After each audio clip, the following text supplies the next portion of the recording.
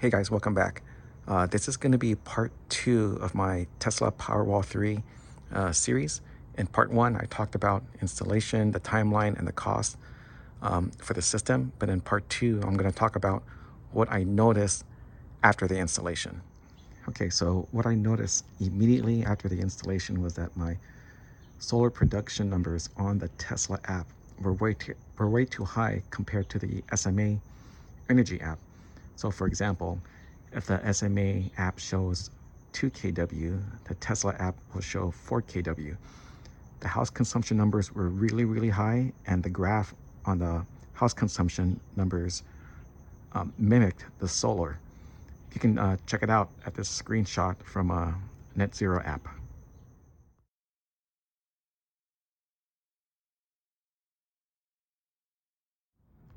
I forgot to mention that on a Tesla app, the Powerwall 3 numbers, the data, and the grid usage were accurate.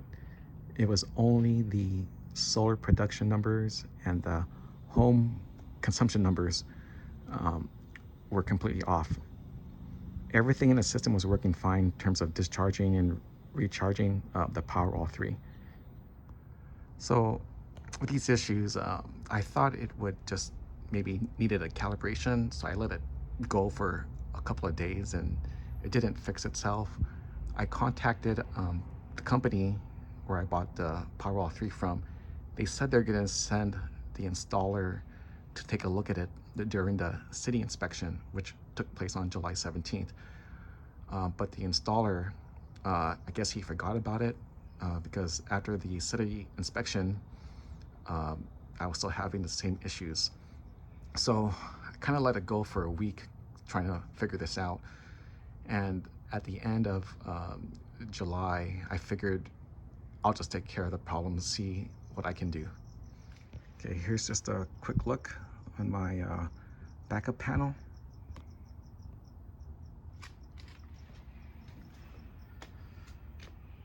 And the Gateway 3.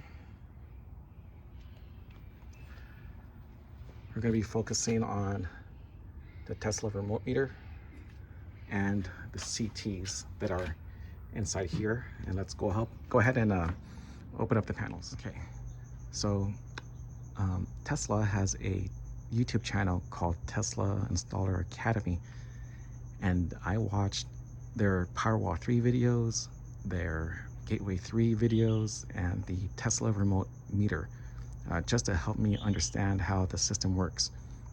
I also had to watch some other videos about how split phase system works. Okay, here's inside my Gateway 3.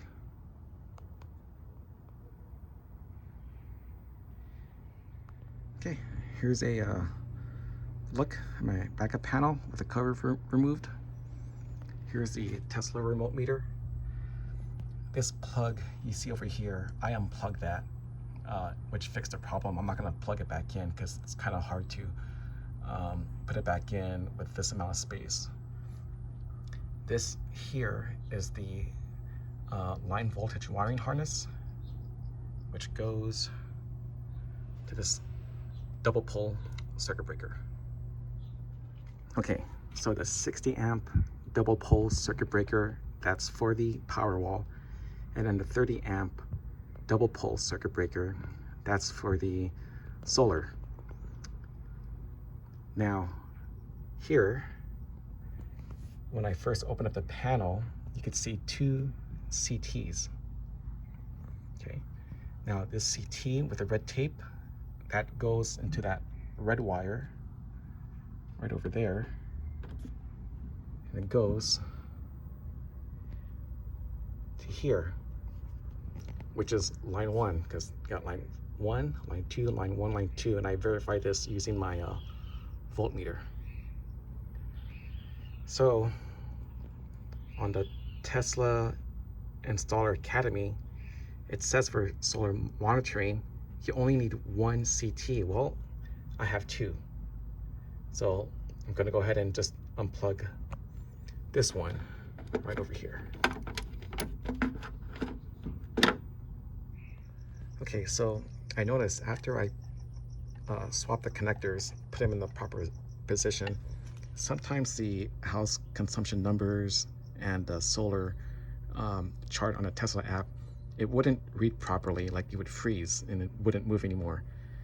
Then I did more research, found out that this line voltage wiring harness, these wires depend on which phase they go to.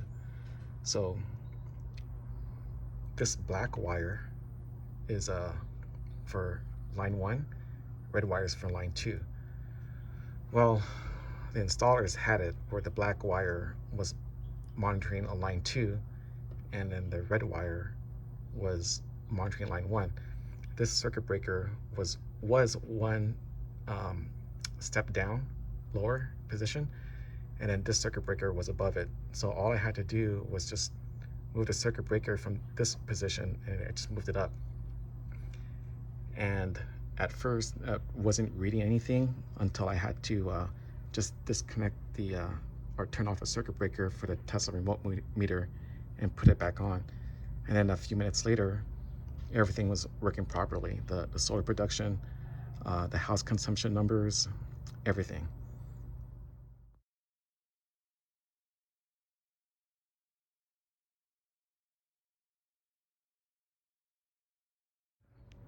So why did this issue happen? I think the installers were rushing the wiring on day 2. I think they're more familiar with installing the Powerwall 2 systems. That's just my guess.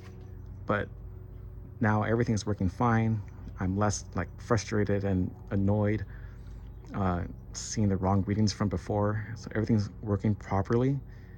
Haven't had any issues since. I hope it stays that way. So after everything was working fine, I went to the Tesla One app just to see if I could see the configuration settings on the Tesla remote meter. And sure enough, CT1 and CT2 were both programmed for solar, and you only needed one port to be for solar, not 2 of them.